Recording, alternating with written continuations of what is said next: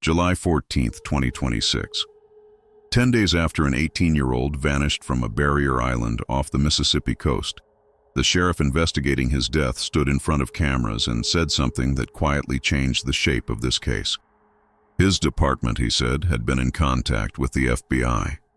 Not because they were announcing a suspect, not because they were confirming a crime, but because a case that started as a missing person report on the 4th of July had grown into something federal investigators now considered worth watching. Nobody has been charged. Nobody has been named a suspect. The sheriff has said that explicitly and repeatedly.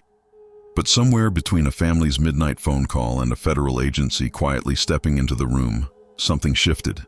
And to understand how a drowning off a remote island turned into a case pulling in the FBI, a sitting judge, two civil rights icons, and a family that refuses to accept the first explanation they were given, you have to go back to the beginning. Not the beginning of the investigation, the beginning of the day that ended it all. This is the story of Nolan Wells, 18 years old, a wide receiver with a football scholarship and a plan for his life.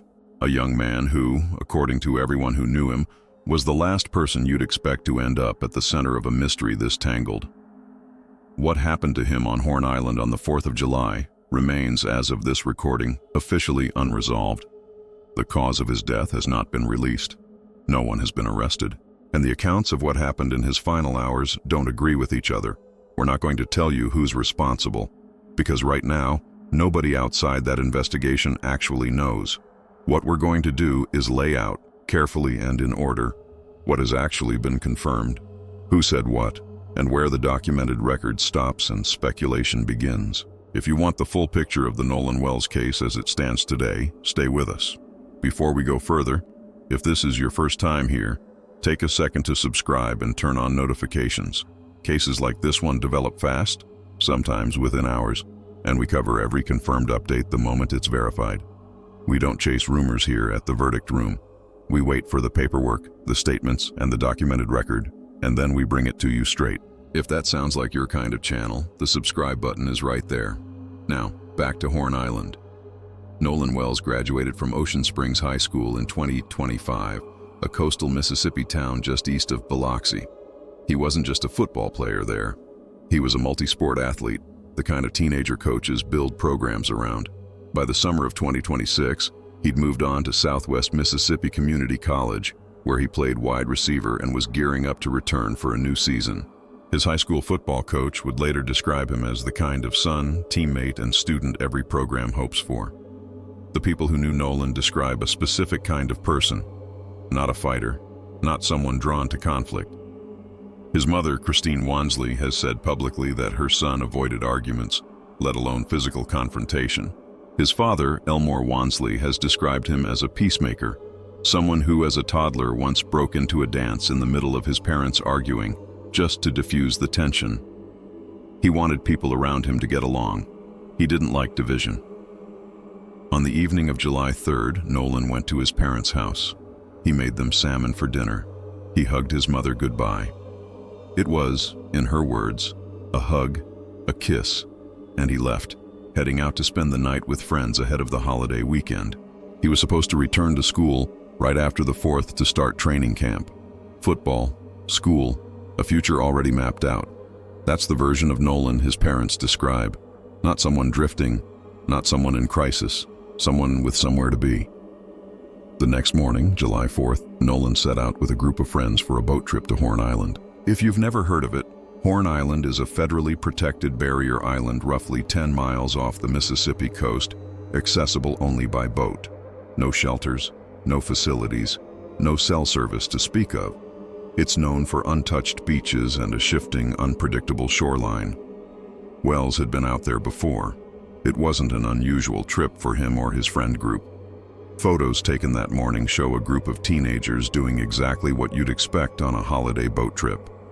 In one image, Nolan towers over his friends, his arms slung casually around their shoulders, smiling for the camera. He's wearing blue swim trunks and sunglasses. Nothing in these photos suggests anything unusual was coming. That's part of what makes what happened next so difficult for his family to reconcile. Sometime around 3 o'clock that afternoon, according to Jackson County Sheriff John Ledbetter, Nolan was last seen on the island. His friend's account, as first relayed by the sheriff's department, was straightforward. The group's boat began taking on water.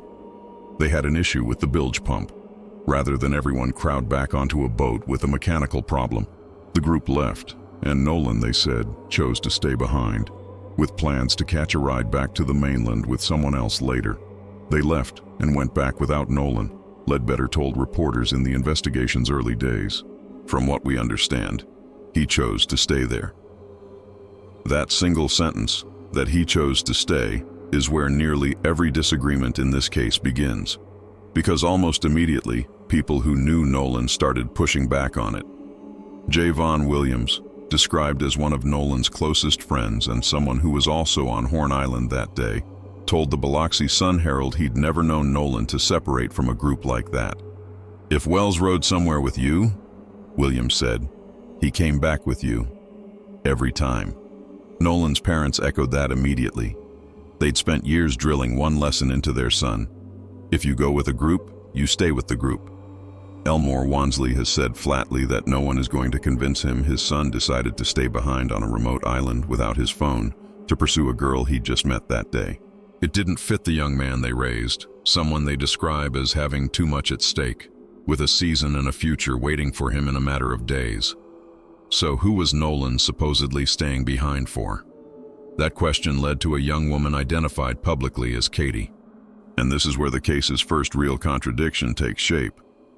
According to attorney Ben Crump, who the Wells family retained within a week of Nolan's disappearance, Katie has told the family's team that Nolan informed her he was heading back to the boat to leave with his friends. Meanwhile, the friends who left the island say the opposite, that Nolan told them he was staying behind to talk with her. Two accounts of the same conversation, pointing in completely opposite directions. "Somebody must not be telling the truth," Crump told reporters. He put it bluntly, one of these two accounts is accurate and one isn't, and the family wants to know which. For a period, there was confusion about who Katie even was. Christine Wansley has said that in the early, chaotic hours after Nolan went missing, she was told her son stayed behind for a girl named Katie, and in that same breath told that Katie herself couldn't be located either. Since then, a relative identified as her mother has confirmed on social media that Katie was indeed the young woman with Nolan that day, that she's remained in contact with the Wells family, and that she has no additional insight into what happened after she and Nolan parted ways.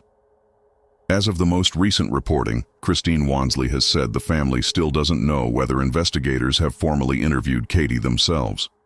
Nolan's best friend, Javon Williams, has offered a detail that complicates things further. He told the Sun-Herald he last saw Nolan sometime after 4 p.m., not 3, hanging out with Katie and other friends, and that both of them, Nolan and Katie, had left their phones behind on the boat that carried them to the island in the first place. That detail matters because it touches directly on the second major thread in this case: what actually happened to Nolan's phone. If there's a single object at the center of this entire investigation, it's that phone. Follow where it went, and you start to understand why this case escalated the way it did. When Nolan didn't come home that night, his mother did something a lot of parents would do. She checked his location using the Life 360 app. What she found didn't match the story she was being told. According to Christine Wansley, the app showed Nolan's phone was already back on land, even as she was being told he'd voluntarily stayed behind on the island. The phone itself wasn't with Nolan's family that first night. It ended up in the possession of one of the friends who'd returned from the trip. Getting it back, according to Wansley, wasn't simple. She's described issues reaching the friend's family to retrieve it, requiring a phone call directly to a parent to explain the situation. Eventually, a friend of Wansley's tracked the device down and physically retrieved it. When Christine finally had the phone in her own hands and opened Snapchat, there was nothing there. No photos, no videos, nothing saved from the entire day. She checked a second account linked to Nolan, also empty. She's described her son as someone who documented everything, every outing, every gathering, the kind of teenager who'd interrupt bedtime just to ask for a photo. For his account to be completely blank after a full day at a crowded beach, in her words, that isn't just unusual. She said she checked before the standard 24-hour window in which Snapchat content automatically disappears had even passed, meaning whatever had been on that phone should theoretically still have been recoverable through the app itself. It wasn't there. Crump's legal team has said they now have possession of the phone, working with digital forensics experts to attempt to recover whatever was deleted before eventually handing the device over to Mississippi investigators, as Crump has said they intend to do. It's worth being precise about what is and isn't established here. Nobody has publicly confirmed who deleted anything from that phone, or when, or whether the deletions were even deliberate rather than some technical explanation nobody's identified yet. What is established through the family's own account is the sequence. The phone left the island in someone else's possession, sat there for a period of time before the family received it, and arrived back in Christine Wansley's hands, appearing to have been wiped of content from that day. Chain of custody in any investigation matters, and this is a chain with a gap nobody involved has fully explained. There's a second piece of digital evidence tangled up in this case, a video. Circulating online in the days after Nolan's death was a clip recorded near the island on July 4th, in which a voice can be heard yelling, sounding like an argument in progress. Ben Crump has said he believes the voice on that recording belongs to Nolan, saying at one point he can be heard shouting something to the effect of wanting his phone back and demanding to know what was happening. Crump has been somewhat inconsistent in how confidently he stated this identification, more certain in some interviews than others, but one of Nolan's friends has directly disputed it. Treseston Shepard, who's described himself publicly as one of Nolan's close friends, told Good Morning America that the voice people are hearing in that video isn't Nolan's, it's his own. "That's the video I am referring to, and that's me yelling," Shepard said. The Jackson County Sheriff's Office has not confirmed whether any altercation actually took place on the island that day, but investigators have specifically asked the public for any original, unedited footage that might show what really happened, particularly anything depicting what they've called an alleged altercation. So there's a video. There's disagreement over whose voice is on it. And there's still no confirmation from investigators about whether a physical confrontation occurred at all. That's an open thread, not a closed one, and it deserves to be treated that way. Now to one of the more unusual elements of this case, a sitting judge's public statement. One of the friends on that boat trip was Warren, the son of Chancery Judge Ashley Cole. Days after Nolan's body was recovered, Judge Cole posted a lengthy statement on Facebook. Legal observers following this case have pointed out that it's genuinely rare for a sitting judge to comment publicly on an active investigation, especially one involving her own child, since that kind of restraint is one of the more basic conventions of holding a judicial position. Judge Cole chose to speak anyway. In her statement, she said Warren had been interviewed by the Jackson County Sheriff's Department and had cooperated fully. She said he last saw Nolan around 3 p.m. on July 4th. She said the group left the island around 4:30 because their boat was taking on water, consistent with what the sheriff's office had already said publicly. And she said Nolan made his own decision to stay behind and return later with another group. What her statement didn't directly address were the details that have since become central to the family's questions. The phone, the keys, the video, the deleted Snapchat content. She framed her post as an attempt to redirect public attention back towards supporting the Wells family's grief, rather than toward speculation about her son or his friends. To be absolutely clear about where things stand, no one in Warren's family, and no one else who was on that boat, has been charged with a crime or formally named a suspect by law enforcement. Judge Cole has stated publicly that her family has no intention of obstructing the investigation in any way. Civil rights attorney Joe Richardson, commenting publicly on the case, raised a broader point worth sitting with, not as an accusation but as a structural observation. Jackson County, he noted, is a small enough community that a sitting local judge likely has professional relationships with people across the prosecutor's office, the investigating agency, and the coroner's office. His point wasn't that anyone had done anything improper. It was that when someone that close to the case holds that kind of institutional position, it's fair for a grieving family to ask hard questions about whether the system investigating their son's death can be seen as fully impartial. That's a question about perception and structure, not a claim of misconduct, and the distinction matters. There's also a gap in the timeline itself that nobody has fully accounted for. A friend of Nolan's contacted the United States Coast Guard around 11 p.m. on the night of July 4th. The Coast Guard has confirmed that call took place, but has declined to disclose what was actually discussed, only saying that it didn't require their assistance at the time. Around 11:07 that same night, Christine Wansley received a call from a friend of Nolan's named Warren, who'd been on the boat with him. She hasn't publicly detailed everything discussed in that call. She then began working the phones herself, reaching out to families of Nolan's other friends, before eventually calling the Jackson County Sheriff's Office around midnight to file a missing person report. According to reporting on the case, there was some jurisdictional back and forth given that Horn Island technically sits in the Mississippi Sound, before a formal report was opened. Nolan's parents met a deputy in a McDonald's parking lot that night to share what they knew. But the sheriff's office didn't formally request Coast Guard search assistance until around 12:26 the following afternoon, July 5th, more than 13 hours after Christine Wansley first reported her son missing. A public missing person release went out 5 minutes after that, and a command post at the boat launch wasn't established until nearly 6 p.m. that evening, by which point Nolan had been unaccounted for well over 24 hours. It's worth being fair to what that 13-hour window can and can't tell us. Search and rescue coordination in remote overnight situations frequently involves exactly this kind of lag between an initial family report and a formal multi-agency search request, particularly across jurisdictions as unusual as an uninhabited barrier island. That's a documented pattern in cases that have nothing to do with this one. At the same time, additional specifics about that 11 p.m. Coast Guard call, who made it, exactly what was said, and why it was determined at the time that no assistance was needed, are still being gathered, according to reporting on the case. Until those details are filled in, this remains one of the more legitimate open questions in the entire timeline, separate from the more speculative theories that have circulated around it. A smaller detail, but one that's easy to actually verify, adds one more thread to the pile. Police records describe Nolan as wearing black shorts on the day he disappeared. But Christine Wansley has said a young woman who was on the island that day reached out to her directly with photographs from July 4th, showing Nolan in blue shorts, matching what his mother had already posted publicly based on other images she'd received. Blue and black aren't colors that get confused easily in a photograph. Whether that discrepancy reflects a simple clerical error in an early report or a description based on secondhand information rather than direct observation, nobody's confirmed.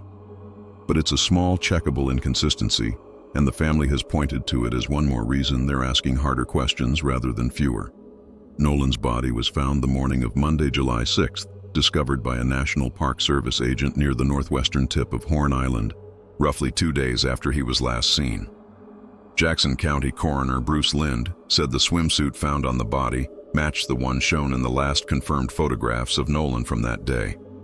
Dental records later confirmed the identification.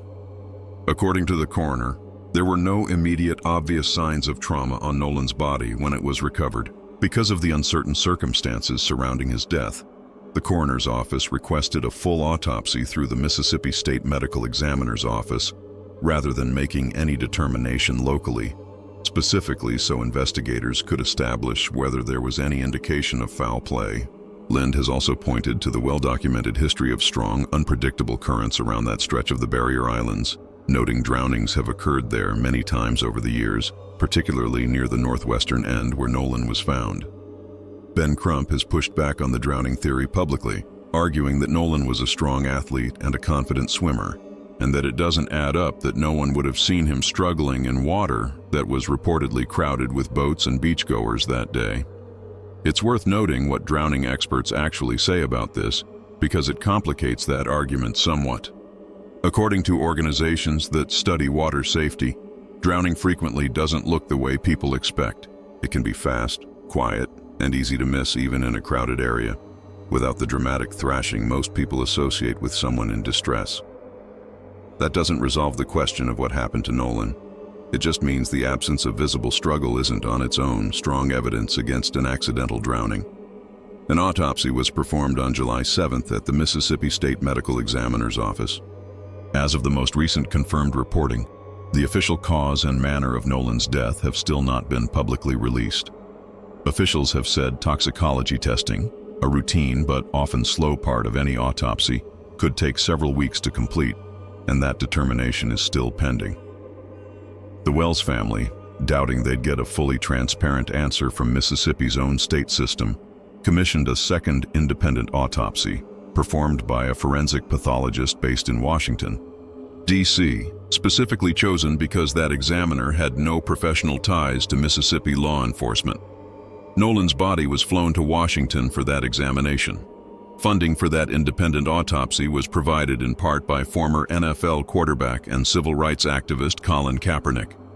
Crump initially said those results were expected within days, but has since said the timeline was delayed, in part due to logistics involved in transporting Nolan's body across states.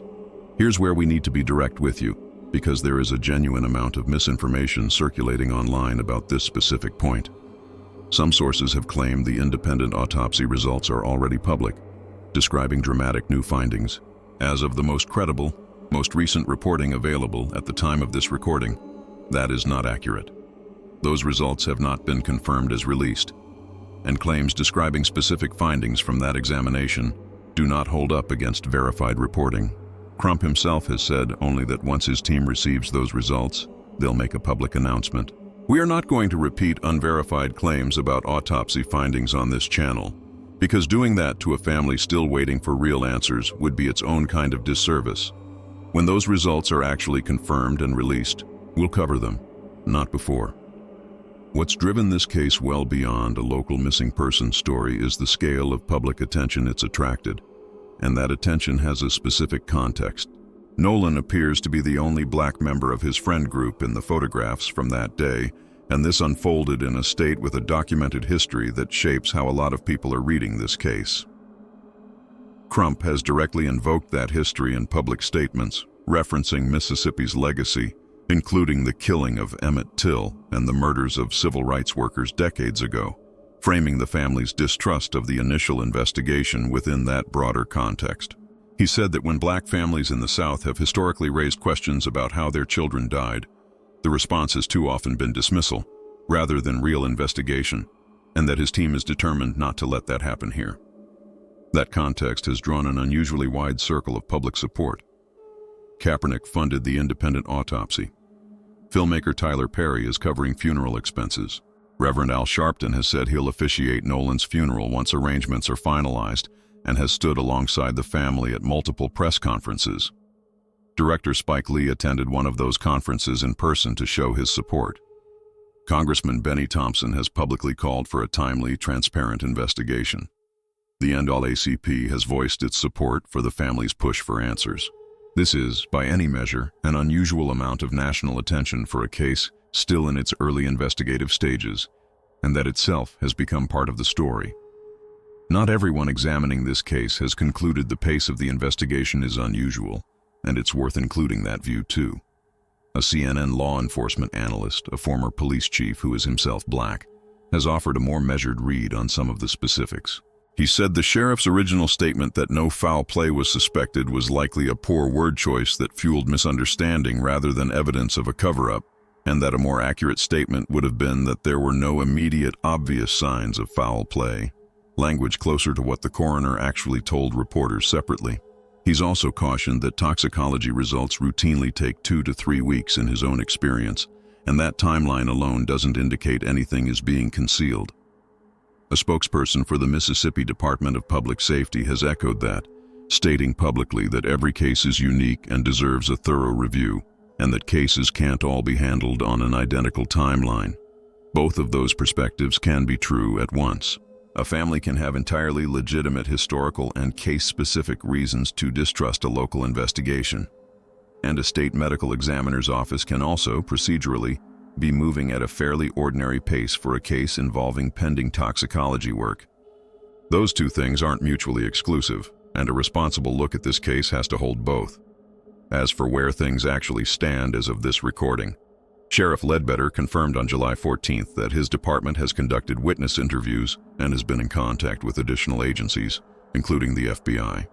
He specifically credited a public call for information issued the prior week with generating what he described as valuable, productive leads.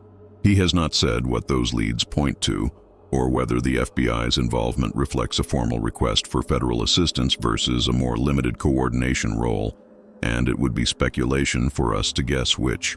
What is confirmed is that this is no longer being treated as a purely local matter, and that the investigation, by the sheriff's own description, is continuing to develop. Nolan's parents have said they've gone stretches of nearly a week without hearing meaningful updates from local investigators directly, learning most of what they know through their own legal team's parallel investigation rather than from the sheriff's office. Crump's team says they've interviewed dozens of witnesses independently, are working to recover deleted messages, and are still gathering original photos and video from that day. The friends who were on the boat with Nolan have retained their own legal counsel, and Crump has said his team has not yet been able to speak with them directly as a result. None of that, on its own, proves wrongdoing. Retaining a lawyer during an active investigation is not evidence of guilt, and legal observers commenting on the case have made a point of saying so publicly. But it does mean that a full account from the people who were physically present during Nolan's final known hours has still not reached either the family or apparently the public. So here's where that leaves us. We don't know the official cause of death. We don't know what either autopsy will ultimately conclude. We don't know exactly what was on Nolan's phone before it was wiped, or who deleted it, or when. We don't know precisely what was said on that 11 p.m. Coast Guard call, or why assistance wasn't requested at the time. We don't know why roughly 13 hours passed between a mother's midnight report and a formal search launching. And we genuinely do not know what happened on that island between 3 o'clock in the afternoon and the moment Nolan Wells ended up in the water.